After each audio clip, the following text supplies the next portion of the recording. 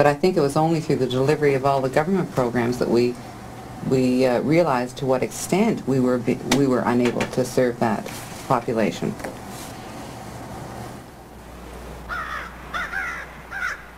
Like many other poor Canadians, the Frasers, who live here, are unable to get any type of housing assistance. We only had to carry all our own water. It was about a mile and a half of the road. And I had to heat it. I had to have a big jug when I wanted to wash clothes. I had to carry extra. And because the poor couldn't get government help, Inner Church designed, built, and financed houses especially for them. Hearth homes, we call them. Half the size and half the cost of the government ones, but snug, safe, and warm. This was a real step forward in housing the poor. Well, as you can see, it's a very simple home. 26 feet by 22 feet are the dimensions. Just 2 bedrooms, a normal bathroom, and the main kitchen living area. The house is really configured around the hearth, hence the name Hearth Home.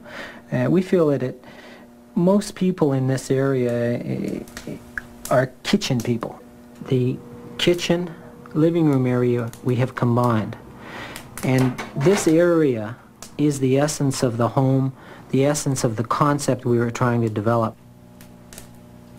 It focuses on low cost, and low cost really does mean small size. The main problems we have to deal with were how would it be affordable? How could people pay for a home when we knew that they didn't have a down payment? We knew they were barely able to afford any type of mortgage payment.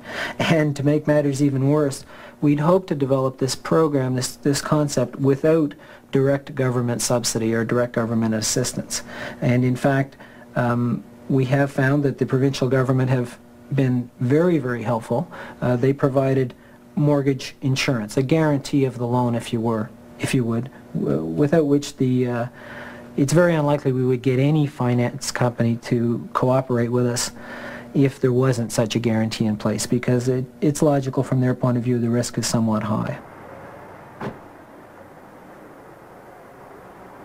Pat Scott visits people with low incomes who have heard about the Hearth Home and want to know more. This will be their first step toward home ownership. What we usually do, what Inner Church sees as its assistance here, is we're looking at basically people who have a low or a very fixed income. Right. And they can't get enough money aside for a down payment to own property. So we're looking for people who want to get into home ownership, but who can't get ahead the money that you need for a down payment. Right. So what we do is hold the house in our name. For 3 years, it's on you actually pay a rent, and you sign an agreement to purchase, and in 3 years we sell you the house for $1, and you take over the mortgage, and then you have a standard mortgage with the mortgage company.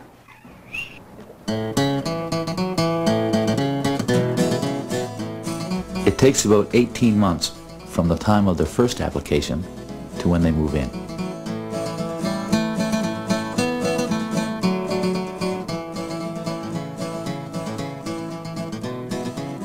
We let them pick out the color of the siding for their houses, the roof shingles, and so on. The houses, even though they're small, they're extremely well built. Okay. They're framed with 2x6 studs, heavy insulation, electric heat, and wood backup. So you can do that. They have all the qualities of a large home. They're just a little smaller. And we have them choose the lots where they want to live. Yeah, that's your linen closet. Okay. That's a room there. Yeah. They cost about $350 a month, but you have to be on regular welfare payments to afford them.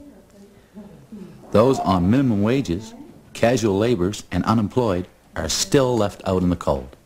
Okay, Lexi, we've got all the paperwork done, so you get to take over the keys to your house. Thank you. And it should be your front and back door. Great. Thank And you. you can get moved in before the weekend. Right. Okay? Great. Thank you. All right. When we began to build in town, we had new problems, like the Brian Whalen home. Well, when they first started talking about building the place for us, we course, had to go hunt for land. This is the only piece we could find. That was, you know, what we wanted. And the neighbors kind of put up a fuss up here because of the little house going in here. And like this, they thought because it was a low-income family that they were getting into people that were going to be troublemakers and, you know, partying all night and breaking into their places and stuff and things like this is the idea they had. I don't know where they got it from, but... So anyway, after they got that all straightened around and everything, well, then the next fuss was because the house was so small going into an area here where there was bigger homes. So that was their next thing they had to crow about. So they started discussing about putting a 12-foot section on the end of the house to make it look better, which they said they would be satisfied with, you know, to look like a bigger home. So that sounded great to me, but then the finances of paying for it I thought would be a problem, and then I said I wouldn't be able to swing it to be another $50 or $100 more a month, and I said I wouldn't be able to handle it. So they worked up a contract with me where I have a chimney cleaning business, and they have 20 other units roughly in the area, that they would get me to clean those 20 chimneys for 5 years running. So that was a work trade that they worked off with me. Our work caused a lot of discussion in this very conservative community, as there were people, and there still are, who believe the poor should look after themselves. But Judge Howe thought otherwise. Harry, I noticed a piece in the paper where some of the counselors felt that these people should be out there and pulling themselves up by the bootstrings. When you consider that the people we're talking about are people who have a bare subsistence of living, in many cases entirely dependent upon the social benefits from the province or the federal government, and needless to say, on those you don't save enough to either improve your home or build a new one. You just haven't the funds. You're never going to have. Unless you have the intervention of government, you just are not going to ever break this cycle of poverty. It'll perpetuate itself. Mm-hmm. And you know, if you're going to let that go on, then you have a social problem forever. Our driveway's a little close here, so we'll have to work over from the sidelines over here. As the organization grew bigger, we had to work harder to keep the enthusiasm and the flexibility that we had in the early years. Probably push your fill probably to the back of the lot, so we got somewhere to put the. So when we ran into financial difficulties, like we did with the house we wanted to build for the people from the mental hospital, we had an old-fashioned building bee.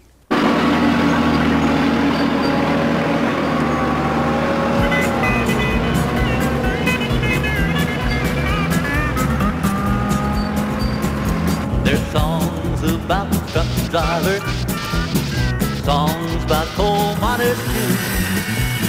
How about the man with the hammer in his hand? Let's sing a carpenter song.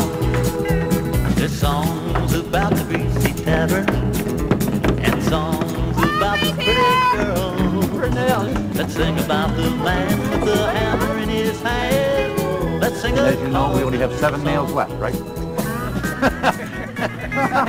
We put up over 60 hearth homes in the county so far.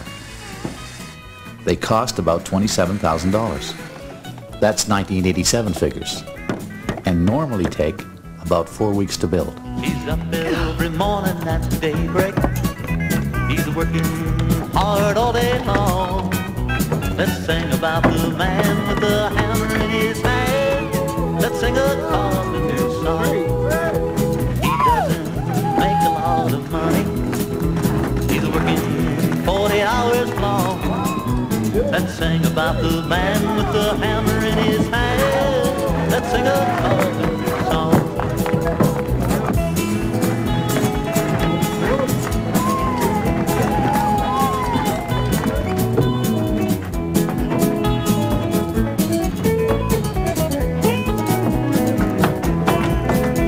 He's working and waiting till payday, and the week seems like a month long. Let's sing about the man with the hammer in his hand. Let's sing a carpenter song.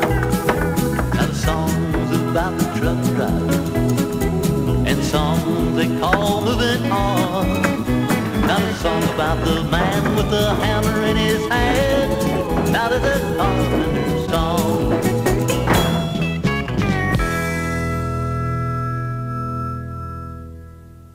But despite these new homes, the problem of poverty is still with us.